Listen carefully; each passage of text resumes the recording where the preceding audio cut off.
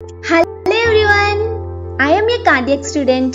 Today all hot day, we newly started a YouTube channel because create awareness about heart diseases. Recent days lo globally 20.5 million deaths only heart diseases వల్లే జరుగుతున్నాయి. వీటిలో main గా heart attack అనేది ఎలా వస్తుంది, వచ్చే symptoms ఏంటి, అది హార్ట్ అటాక్ అని ఎలా గుర్తించాలి, ఆ టైంలో ఏం చేయాలి, క్లియర్ గా ఈ వీడియోలో తెలుసుకుందాం. అసలు హార్ట్ లో కొలెస్ట్రాల్ అనేది ఎలా ఫామ్ అవుతుందో తెలుసా? మన బాడీలో ప్రతి పార్ట్ కి బ్లడ్ సప్లై చేసేది హార్టే. ఆ బ్లడ్ ద్వారానే ఆక్సిజన్, న్యూట్రియంట్స్ అన్నీ లభిస్తాయి. మరి హార్ట్ కి ఎవరు బ్లడ్ సప్లై చేస్తారు? హార్ట్ లో ఉండే రక్త కణాలు, వాటిని కరోనరీ ఆర్టరీస్ అంటాం. మనం డైలీ తీసుకునే ఆహార పదార్థాల్లో బ్యాడ్ కొలెస్ట్రాల్ అనేది ఎక్కువైనట్లయితే ఆ కరోనరీ ఆర్టరీస్ లో కొంచెంగా కొలెస్ట్రాల్ అనేది ఫామ్ అవుతుంది.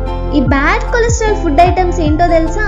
Heavy meat, beef, fried items, reboiled oil foods, sugary items, cool drinks daily తీసుకున్నట్లయితే కొలెస్ట్రాల్ అనేది పెరుగుతూ పోతుంది.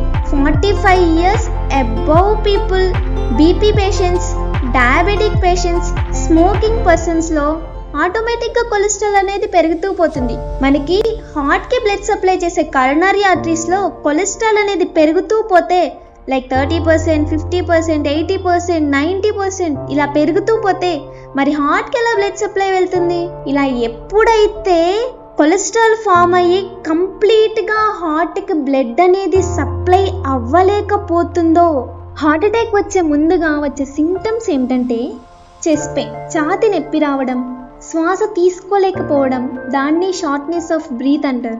గుండె వైపు నుండి ఎడమ చేతి వైపుకు మెడ భాగానికి నొప్పి అనేది వ్యాపించడం, కాళ్ళల్లో వాపు రావడం, విపరీతమైన చెమట పోయడం, ఇలాంటి సింప్టమ్స్ అన్నీ గమనించినట్లయితే తక్షణమే డాక్టర్ని సంప్రదించాలి. ఛాతీ నొప్పే కదా, గ్యాస్ వల్ల అయి ఉంటదిలే అనే నిర్లక్ష్యం పనికిరాదు. సిపిఆర్ని ప్రారంభించాలి. ముందే హార్ట్ అటాక్ వచ్చిన పేషెంట్స్ అయితే నైట్రోగ్లిజరిన్ అనే టాబ్లెట్ ని వేయాలి. సో హార్ట్ అటాక్ రాకుండా ఎలాంటి జాగ్రత్తలు తీసుకోవాలి, వస్తే ఏమేమి టెస్టులు చేస్తారు, ఎలాంటి సర్జరీస్ చేస్తారు, నెక్స్ట్ వీడియోలో తెలుసుకుందాం. ఈ వీడియో నచ్చినట్లయితే లైక్ చేయండి, సబ్స్క్రైబ్ చేయండి. Thank you.